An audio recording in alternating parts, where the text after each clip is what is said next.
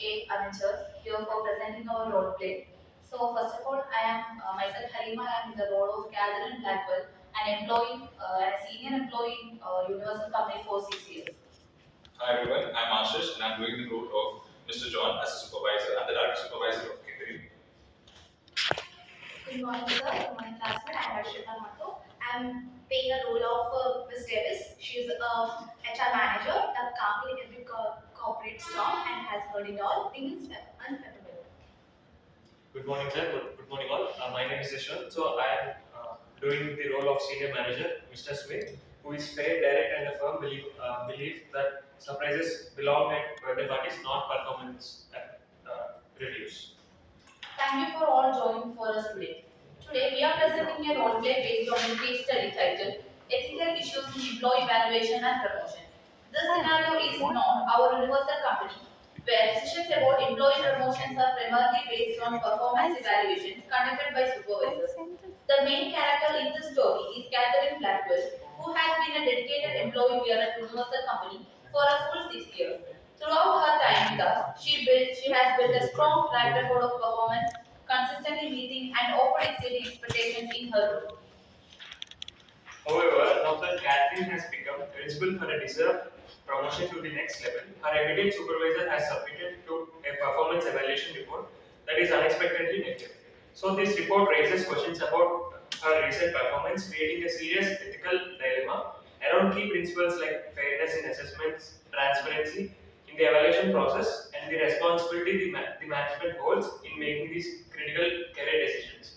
So through this role play, we aim to vividly illustrate several important aspects. First, the potential conflict that can arise between an employee and their direct supervisor over differing views on performance. Second, the crucial role that the HR department plays in mediating and handling such ethical issues impartially. And third, the overarching responsibility of senior management to ensure that all decisions are fair, evidence based, and aligned with company values. So, this is a common situation in many workplaces, and exploring it will help us all reflect on best practices. Now, without further delay, let us dive into the situation unfolding right here inside Universal Company. Please pay close attention as we proceed through the scenes.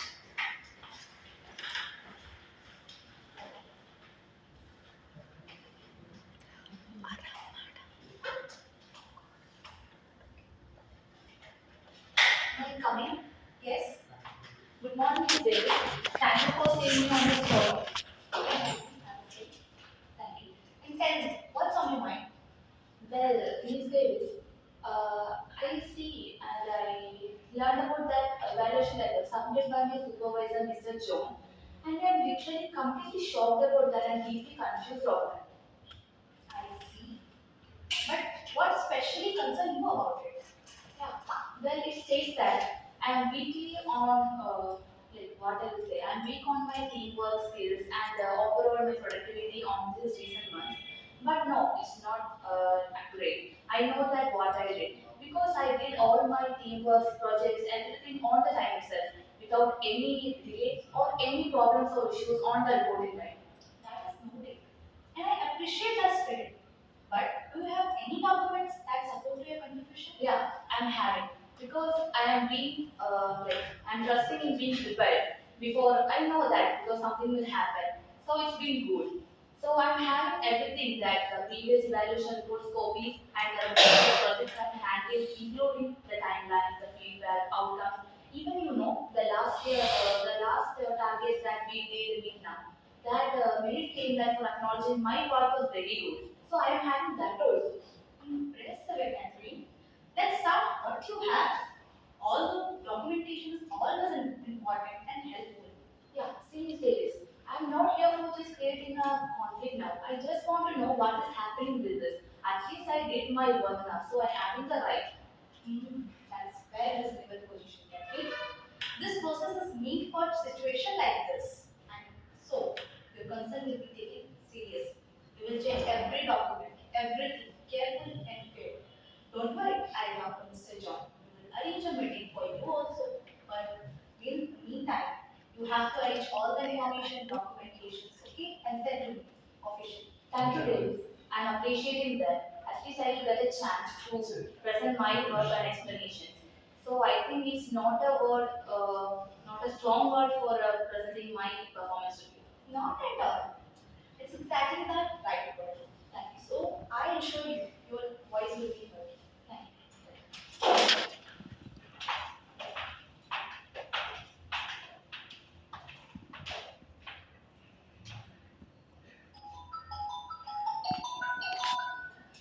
Hello, Mr. John. Please come to my cabin.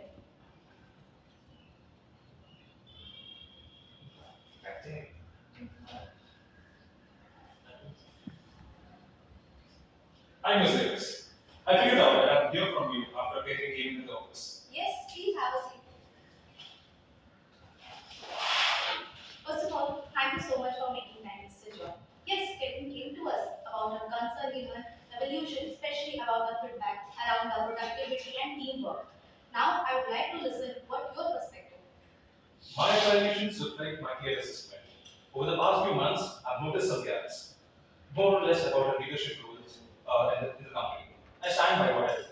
I appreciate that. Before going further, have you ever discussed this concern, communicated properly with Catherine at any point before submitting the evolution? In a one-to-one discussion, no. But during a team discussions, I assume that she would have picked up some important points from the group conversation that we had, all together. Mr. John, I have to be straightforward with you. In performance management, assumptions are very expensive, but especially in written evaluations, these can affect the employee's career also. I understand that. My intention was never to blindside her. I genuinely believe that the concerns were implied. Implied feedback, unfortunately, it doesn't help any employee to improve. Catherine has been working here for 6 years and her performance also reviewed very good.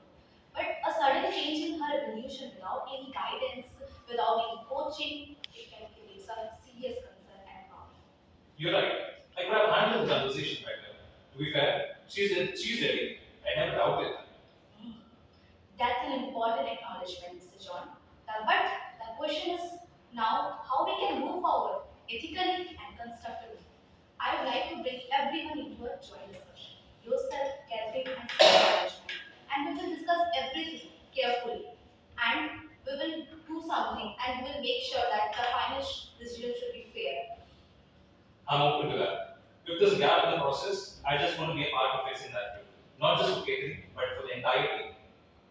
That's exactly the right act. I'll set up a letter this week. For what it's worth, she really does have good documentation skills. She mentioned the coffee recipe. So, yes, I get it.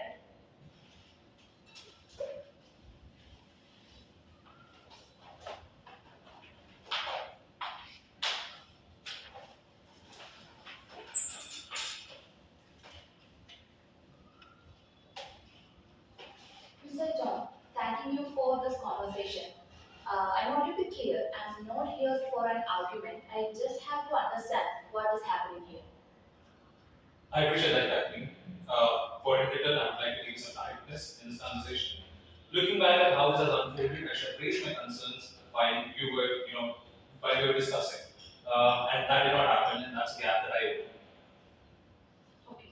I respect your opinion as a supervisor, but I believe my work has been consistent for this past 6 years because I have detailed reports showing all my completed projects, including timelines, feedback, reviews, everything I'm happy with. So my part was considered in the email also that last time target we meet now. That's also. So how can I deal with this that much easily? You're right, and I hear you. The issue I noted, particularly around your leadership, are areas that I believe matter to the next level. That is not my cup of tea. But I should have made some space for to discuss them with you and ensure that you understand and reciprocate the same thing that I wanted to communicate. Okay, I completely understand the importance of leadership, but I value feedback also.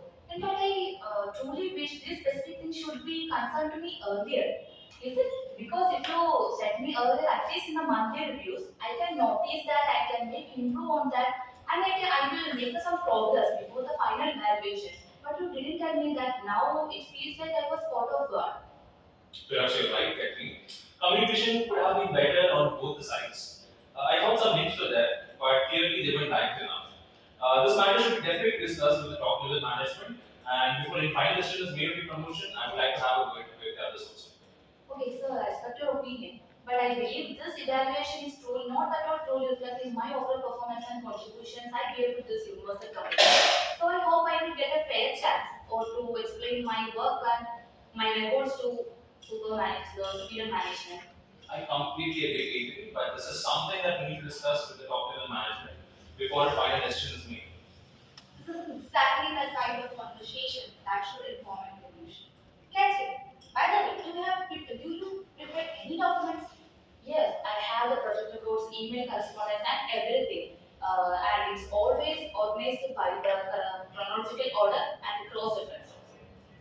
Yeah, that type of preparation says something. Yeah, it says I take my work seriously, which is, I suppose, the point. So, both of you have made valid points. Mr. John, the feedback should be given regularly, properly, and timely. Miss Catherine, don't worry. Your person, concern, and documents will be checked carefully. Don't worry. And our goal is to make fair decision based on all the information. That's all I'm asking for. And that's what I want to do. Let's do this properly.